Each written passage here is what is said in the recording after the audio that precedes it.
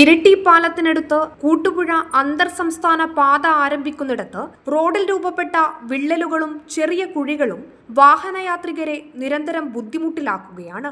ഇരിട്ടിയിൽ നിന്ന് വരുമ്പോൾ പുതിയ പാലം കഴിഞ്ഞുള്ള സിഗ്നൽ പോയിന്റിൽ റോഡിന്റെ നടുഭാഗത്തായാണ് ചെറിയ കുഴിയുള്ളത്. കാഴ്ചയിൽ അത്ര വലുതല്ലെങ്കിലും റോഡിലെ ഈ വിള്ളലുകളും കുഴികളും തീർക്കുന്ന പ്രയാസം ചെറുതല്ല. ഇവിടെ സിഗ്നൽ ലൈറ്റുകൾ പ്രവർത്തനക്ഷമമല്ലാതായിട്ട് കാലമേറെയായി. ഇതിനൊരു പരിഹാരം കണ്ടെത്താൻ അധികൃതർക്ക് ഇതുവരെ കഴിഞ്ഞിട്ടില്ല.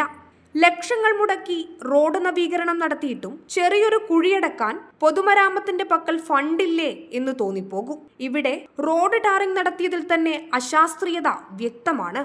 ഇവിടെ ഏതാനും ഭാഗങ്ങളിൽ ഉയർന്നിട്ടും താഴ്ന്നിട്ടുമാണ് ടാറിംഗ് ഉള്ളത്. ഇരുചക്രവാഹന യാത്രികരാണ് ചെറിയ കുഴി കാരണം വലിയ ബുദ്ധിമുട്ട് അനുഭവിക്കുന്നത്. ഒപ്പം ഗതാഗതക്കുരുക്കും ഇവിടെ രൂക്ഷമാണ്. പാലം കടന്ന് തളിപ്പറമ്പ് ഭാഗത്തേക്കും കൂട്ടുപുഴ ഭാഗത്തേക്കും പോകുന്നിടത്താണ് റോഡിന്റെ ഈ ശോചനീയാവസ്ഥ.